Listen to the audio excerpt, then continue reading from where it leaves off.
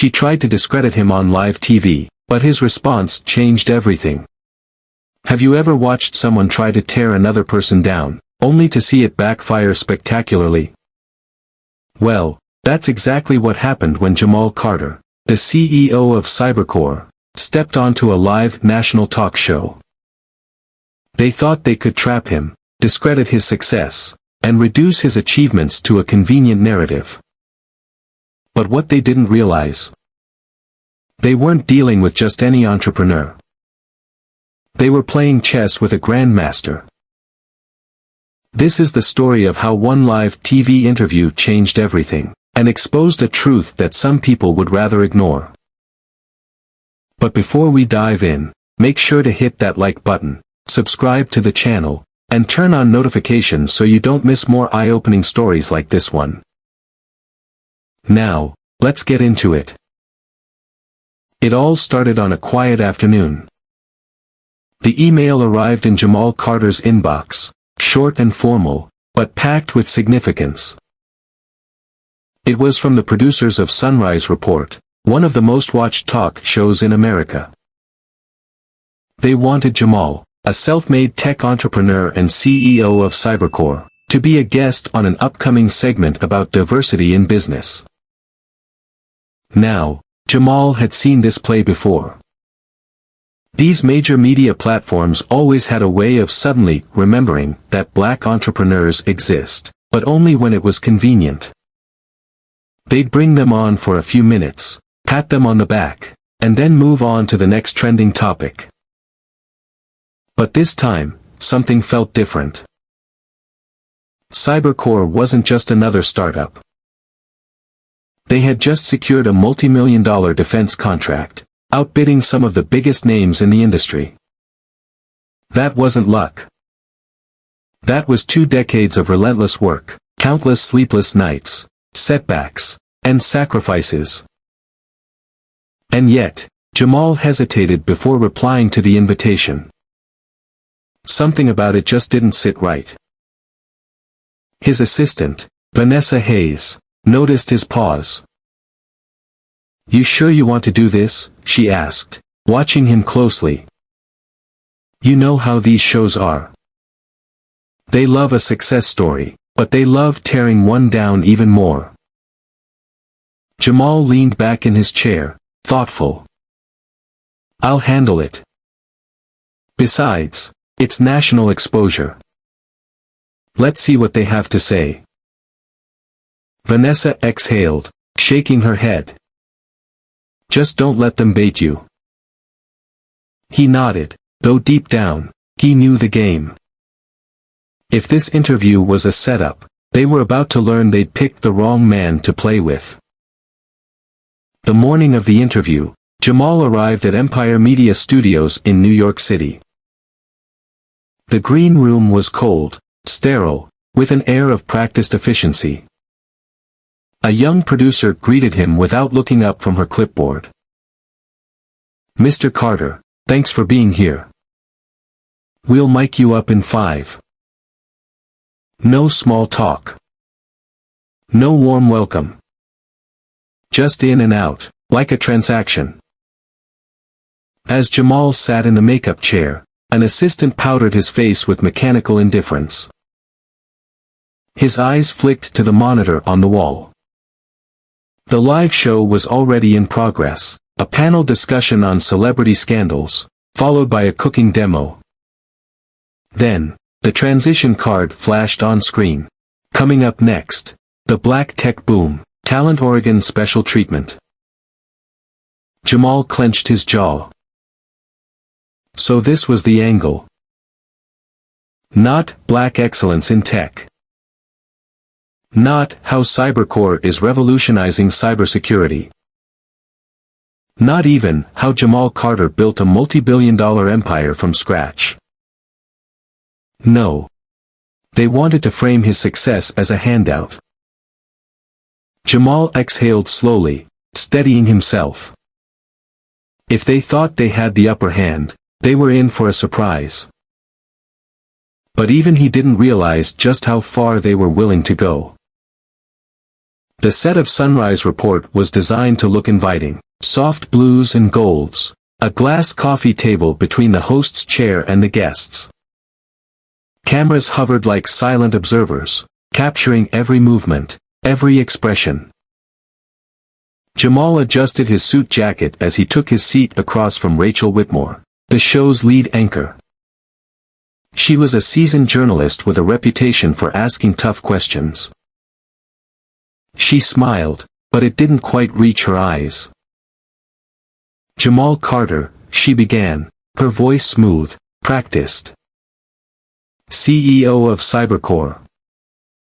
A true American success story. Jamal nodded politely. Appreciate you having me.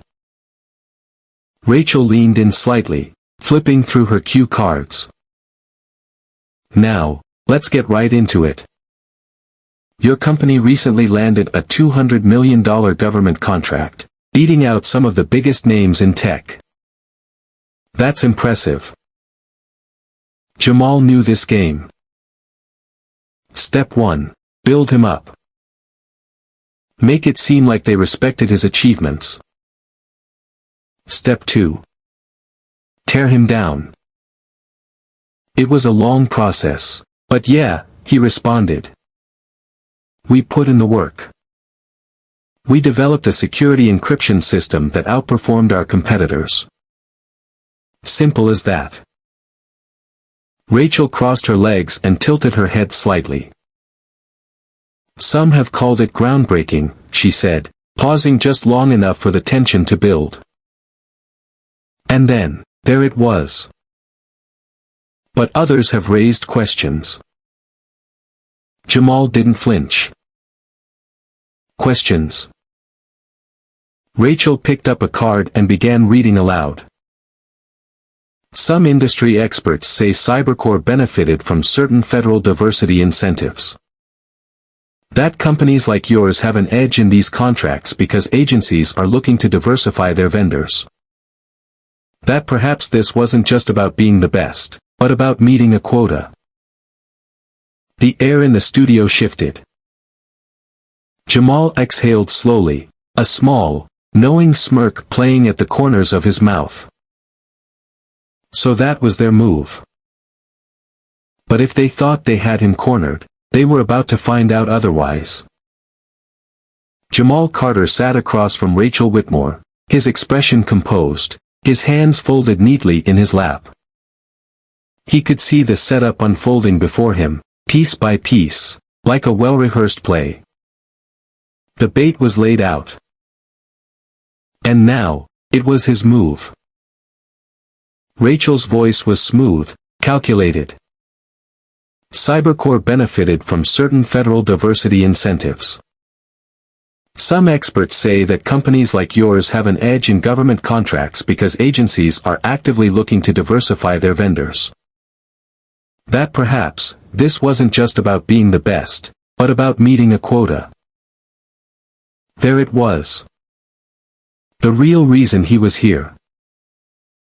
The air in the studio shifted. Off camera, the producers exchanged quick glances, sensing the weight of the moment. Jamal let a beat pass before responding, his voice even. I've heard that argument before. He tilted his head slightly, a small smirk playing at the corners of his mouth. It's funny, though. When a black entrepreneur wins, people say it's special treatment. But when a legacy firm, run by the same families for generations, lands those same contracts, nobody questions it. The silence that followed was heavy, charged with an unspoken challenge. Rachel adjusted slightly in her seat. So, she pressed, keeping her voice neutral, you're saying race played no role at all in your success? Jamal chuckled under his breath and shook his head. Let me ask you this. When SpaceX won its NASA contracts, was it because Elon Musk met a diversity quota? When Jeff Bezos landed government deals for Blue Origin, was it because of his background? Or do we only ask that question when the CEO looks like me?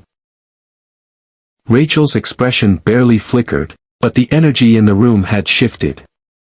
She wasn't backing down. Not yet.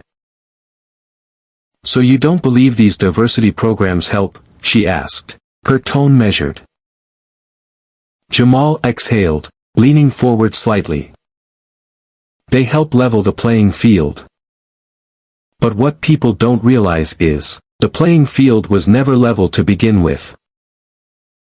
Rachel's smile sharpened, like a blade hidden in silk. She had something else up her sleeve. She glanced at her cue cards, then back up at him. Let's talk about that playing field you mentioned, she said, her tone shifting from polite curiosity to something a little colder. You grew up in Atlanta, Georgia. Single mother. Public school. You worked your way up from nothing. That's inspiring. Jamal gave a slow nod. He could already tell where this was going. Rachel continued. But here's what some might wonder, how does someone with no Ivy League background, no deep family connections, go from a struggling neighborhood to securing contracts that billion-dollar corporations fail to land? She let the question hang in the air, letting the implications sink in. How did you get here? Did someone pull strings? Jamal tilted his head slightly, as if considering his words carefully. Then he answered. It's called work, Rachel. His voice was calm, steady. Some of us don't have generational wealth. We don't have country club networks to fall back on. So we build, from the ground up. Rachel gave a small nod, like she was hearing him. But she wasn't really listening. But surely you had help along the way, she pressed. Maybe a mentor? A program? Something that gave you an extra push? Jamal exhaled quietly. Yeah, help came in the form of working 3 jobs while getting my engineering degree. Help came in the form of sleeping in my office while I built my first software prototype because I couldn't afford rent. That's the help I got. For the first time, Rachel hesitated. It was barely noticeable, a split-second tightening of the lips, a slight shift in posture. But the producers caught it. The camera caught it. And the audience at home? They felt it. Rachel shuffled her cue cards again, her voice steady. And yet, some would argue that black entrepreneurs today have more opportunities than ever before. Affirmative action. Minority business grants. Government incentives. Programs that exist specifically to open doors that weren't open decades ago. Jamal leaned forward slightly, resting his elbows on his knees. You know what's funny, he said, his voice low, deliberate. When a black business owner succeeds, people always ask what programs helped us. But nobody asks which old money bank helped fund a white-owned startup. Nobody asks which family connections got them into Stanford. Or which golf buddy invested in their company. He let that sink in before continuing. The truth is, success isn't handed out in some lottery. People like me had to be twice as good just to get a seat at the table. The tension in the room was thick now. A shift had happened. Even the camera crew had stopped moving.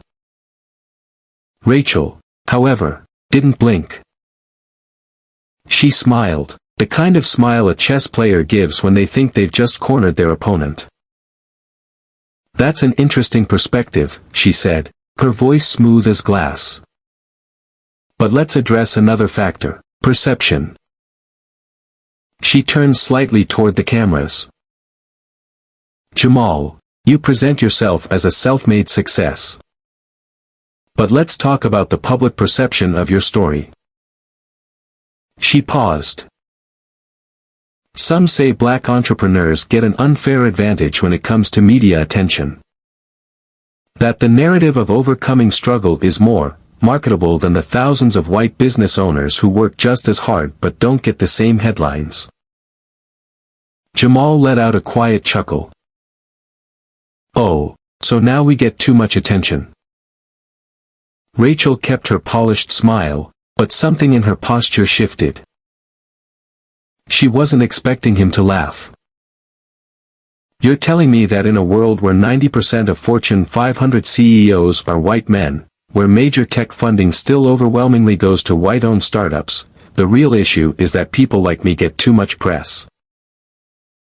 Rachel tucked a loose strand of hair behind her ear.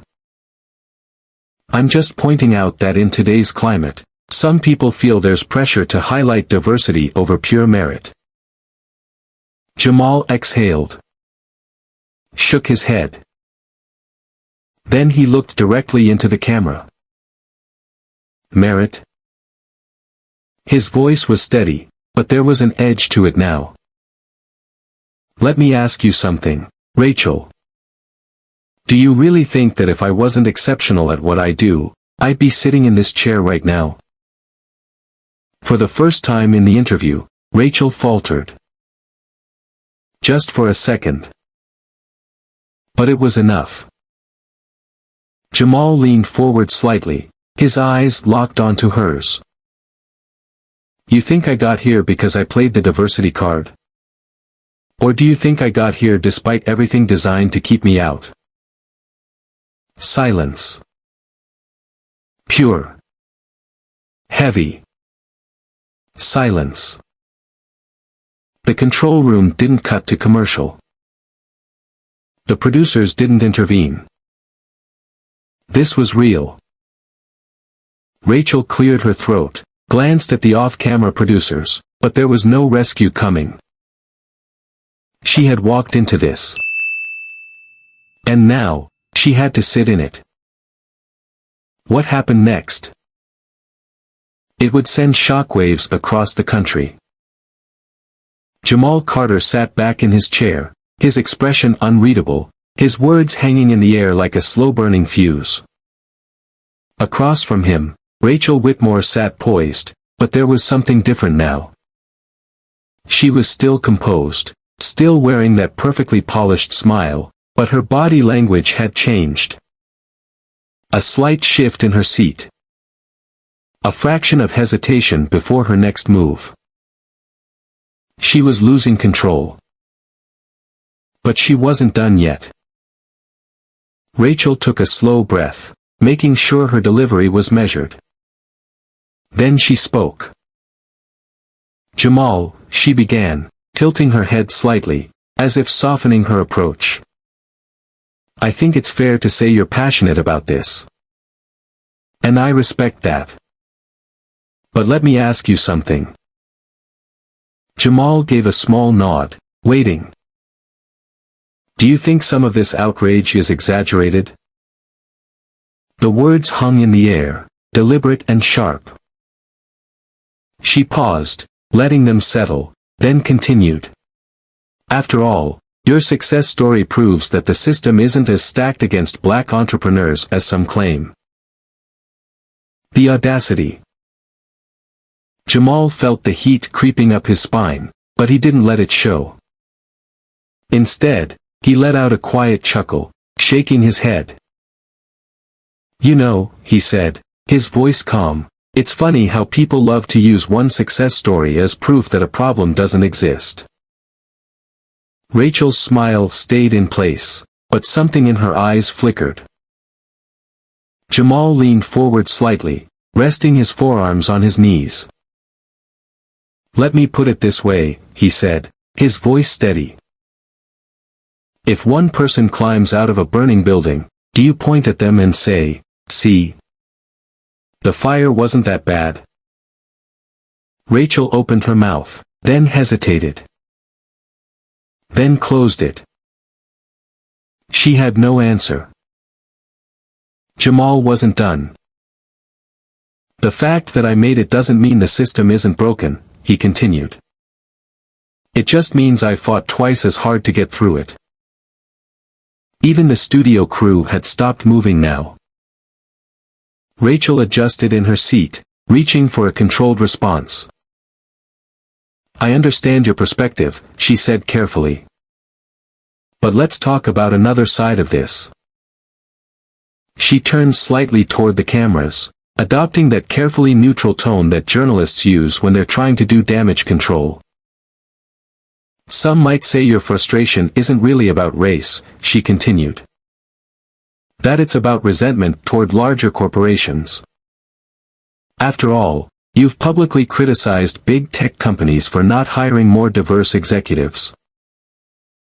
Jamal tilted his head slightly, considering his response.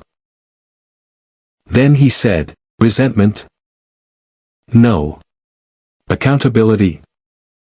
Absolutely. Rachel pressed her lips together for a brief moment, then asked, then what do you say to those who believe that in today's economy, success is based on hard work, not race? Jamal exhaled through his nose. Then locked eyes with her. This was it. I say people love to believe in fairy tales, he began. When they're the ones benefiting from them. A ripple of silence washed over the set. The kind of silence that sticks. Then, his voice steady, he continued. But let's be real. Black entrepreneurs still get denied loans at twice the rate of white business owners. We still receive less than 2% of venture capital funding. And even when we prove ourselves, we still get asked whether we deserved our success. Rachel sat still. Listening. But not necessarily hearing. Jamal's voice didn't waver. So let's stop pretending the system isn't rigged, he said. It is. And the only people who don't see it, are the ones it works for. Silence. Pure. Heavy. Silence. The producers didn't cut to commercial. The control room didn't intervene. This was raw. Rachel shifted slightly, finally looking uncomfortable. She opened her mouth to speak, but Jamal wasn't finished. Because this was the moment that would send shockwaves across the country. Rachel cleared her throat, glancing briefly at the off-camera producers, but there was no rescue coming. She had walked into this. And now, she had to sit in it. Jamal adjusted his watch, letting the silence linger just long enough to make people squirm. Then he leaned back in his chair, exhaling slowly. You know what the real problem is, he said, his voice quieter now, but somehow heavier. Rachel hesitated. What? Jamal didn't blink. The bar isn't in the same place for everyone. Rachel shifted slightly. Meaning? Jamal's expression was unreadable. I mean, he said, a mediocre white man can fail upwards in this country. But a brilliant black man has to jump through flaming hoops just to get a shot. A producer off-camera cursed under their breath. They knew this was going viral. Jamal kept going. A white CEO can run a company into the ground. Bankrupt it. Lay off thousands of employees. And somehow, get hired somewhere else. His voice was calm. Unshaken. Meanwhile, a black CEO has one bad quarter, and suddenly, it's proof that we weren't ready for leadership. Rachel opened her mouth to respond, but he wasn't done. And then, the final blow. Jamal chuckled dryly, shaking his head. And the best part? He leaned forward, his eyes locking onto hers. When we actually make it, people like you sit across from us and ask if we got here because of some special advantage. The weight of his words hit the room like a hammer. Rachel's jaw tightened, subtle, but the cameras caught it. Jamal tilted his head slightly. You wanted to talk about fairness? He let out a soft, bitter chuckle. Then let's start by telling the truth. The silence that followed was different now. It wasn't discomfort anymore. It was impact. Rachel's expression had shifted. And it wasn't just the crew watching Jamal now. It was the entire country. And then, the moment that would go viral. Jamal turned slightly, looking straight into the camera. I know what some of you are thinking right now, he said. Some of you are nodding, because you've seen this. Lived this. He let his gaze hold. And some of you are sitting there frowning, arms crossed, telling yourself this isn't real. That I'm just playing victim. That it's all in my head. His lips pressed together for a second before he finished. But deep down, you know I'm right. The studio was silent. No one breathed. And then. All right, we need to take a quick break, the producer's voice crackled over the speakers. Rachel forced a polite smile. We'll be back with more after this. The cameras cut, but the damage was done. And within an hour, Jamal Carter had set the internet on fire. The silence in the studio was no longer about discomfort. It was something far deeper. Rachel Whitmore, the polished journalist who had spent years controlling conversations, had lost control. Her jaw tightened, subtle, but noticeable. The camera caught it. Jamal Carter leaned forward slightly, his posture firm but calm. Not aggressive. Just final. You wanted to talk about fairness? He let out a soft, bitter chuckle. Then let's start by telling the truth. Another silence, but this one was different. It wasn't just the audience watching him now. It was the entire country. And then, the moment that changed everything. Jamal turned slightly, his eyes locking onto the camera. I know what some of you are thinking right now, he said, voice steady. Some of you are nodding, because you've seen this. You've lived this. His gaze didn't waver. And some of you? You're sitting there frowning, arms crossed, telling yourself this isn't real. That I'm just playing victim. That it's all in my head. He paused, his lips pressing together for a brief second. But deep down, you know I'm right. The studio was silent. No one breathed. Then. All right, we need to take a quick break. The producer's voice crackled over the speakers, breaking the tension. Rachel forced a polite smile, her voice steady. We'll be back with more after this. The cameras cut to commercial, but the damage was already done. And within an hour, Jamal Carter had set the internet on fire. By the time Jamal was in his car, his phone was vibrating non-stop. Texts. Missed calls. Notifications flooding his screen. Twitter was on fire. Jamal Carter just exposed the media's bias on live TV. This was powerful.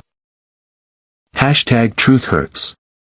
The way he looked into the camera and called out America, chills. But not everyone saw it that way. Here we go again, another successful guy pretending to be oppressed. Cry me a river. Stop the victim mindset. Merit matters more than race. This guy just proved why people don't like hiring activists. Play the race card all you want, but hard work speaks louder. Cable news picked it up within the hour. Some called him brave. Others called him angry and combative. By lunchtime, Sunrise Report released a carefully worded statement. We value open dialogue and diverse perspectives. While today's discussion became more intense than expected, we stand by our commitment to fair conversations. Jamal laughed when he read it. Fair. Right. Vanessa, his assistant, called him, her voice half laughing, half exasperated. Do you realize you just set the internet on fire? Jamal rubbed his temple. Wasn't exactly my plan. Well, congrats. You just became the most talked about entrepreneur in America. He didn't respond. He knew what came next. Because viral moments don't stay just moments. They become battlegrounds. And the next 48 hours were about to get messy. By the next morning, the story had exploded beyond social media. Cable news anchors debated it on live television. Opinion pieces flooded major publications. Everyone had an angle. Fox News. Is Jamal Carter the new face of corporate entitlement? CNN. Jamal Carter's viral moment. A reckoning for America's meritocracy. Business Insider. What Jamal Carter's interview reveals about race and success in America. Meanwhile, Rachel Whitmore was in damage control mode. On her show the next morning, she gave a carefully rehearsed response. I respect Mr. Carter and his accomplishments, but I stand by my questions. My job as a journalist is to ask what the audience is thinking. If my questions were uncomfortable, that only proves how necessary they were. Translation. She wasn't backing down. Jamal watched from his office, shaking his head. Vanessa sat across from him, scrolling through a flood of new investor inquiries. You know, she said, people want to work with us now. Jamal smirked. Let me guess, the same people who ignored us last year. Vanessa shrugged. Guess being controversial is good for business. But it wasn't all positive. Some clients pulled out. A major corporate partner suddenly decided to reevaluate their commitments. And then, the death threats. Emails. Phone calls. Even an unmarked package left outside Cybercore headquarters. Nothing inside, except a single sheet of paper. One word written in bold. Enough. Vanessa frowned as she read the message. You need security. Jamal let out a slow breath, rubbing his temples. He knew this would come. Because any time a black man speaks too boldly, too unapologetically, this is the cost. But backing down was never an option. A decision that would change everything. Jamal sat in his office, staring at the city skyline through the floor-to-ceiling windows. The past 72 hours had been a whirlwind. Praise. Backlash. Threats. Opportunities. He thought about his younger self. The kid from Atlanta. The one who had to fight for every inch of success. The one who watched doors shut in his face while others walked through without knocking. And now, he was at the center of a national debate he never asked for. But one he couldn't ignore. Vanessa walked in, holding a folder, her expression unreadable. "We just got an offer." Jamal raised an eyebrow. "From who?" She set the folder on his desk. "A network. They want you to do a televised special. A one-on-one deep dive, about race, business, and the system." Jamal exhaled. "So now they want to listen." Vanessa smirked. "Seems like it." Then, after a beat, "What do you want to do?" Jamal leaned back in his chair, thinking. He could walk away. Let the noise die down. Get back to business as usual. Or he could use this moment. Not for clout. Not for attention. But to say the things nobody wanted to hear. Jamal picked up the folder, flipping through the proposal.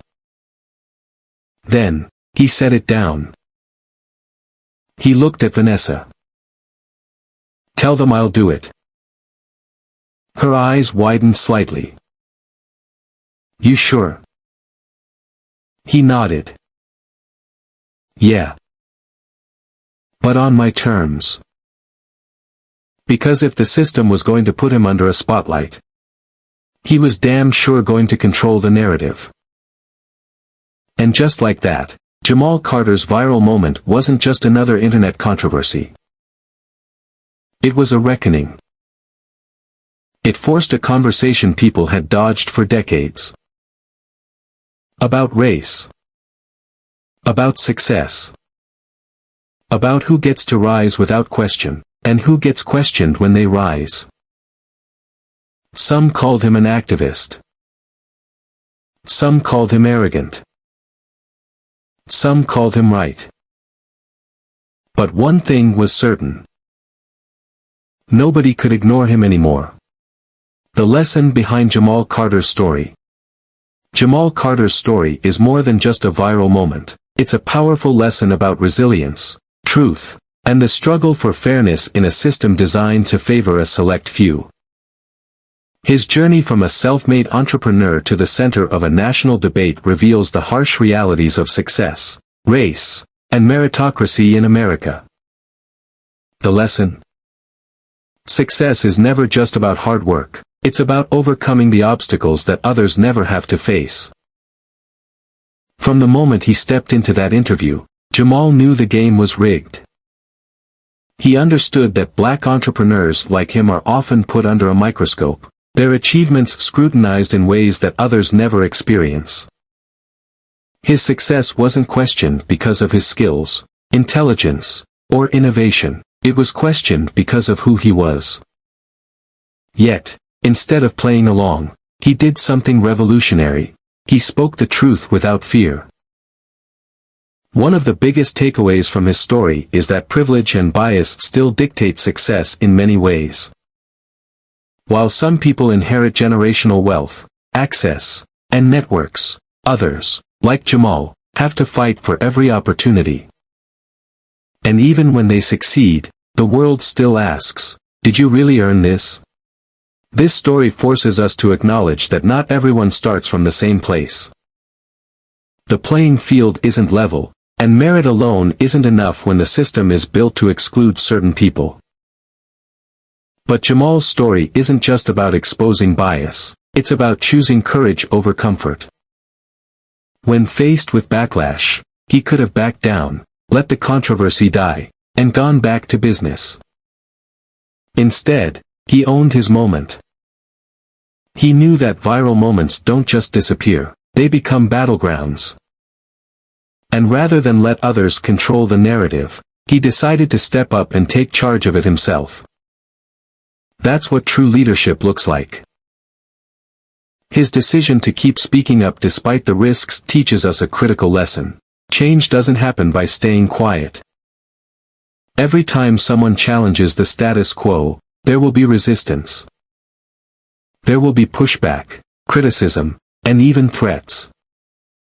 But progress has never come from silence. It comes from those willing to stand in the fire, take the heat, and refuse to let fear dictate their actions. Jamal Carter's story is a wake-up call for anyone who believes in hard work, fairness, and justice. It reminds us that speaking the truth is powerful, even when it's uncomfortable. It challenges us to rethink our ideas of success, to ask who gets to rise freely and who has to fight for every step. Most importantly, it proves that one voice, when used fearlessly, can spark a conversation that no one can ignore. So, the real question is, when it's your turn to speak up, will you have the courage to do it? What do you think? Is success about following the rules of a broken system, or is it about rewriting the rules entirely? If you found this story eye-opening, hit that like button to show your support. Drop a comment and let us know your thoughts. Do you think Jamal was right, or was the backlash justified? And don't forget, subscribe to the channel and turn on notifications so you never miss more powerful stories like this one. Your voice matters, so let's keep this conversation going.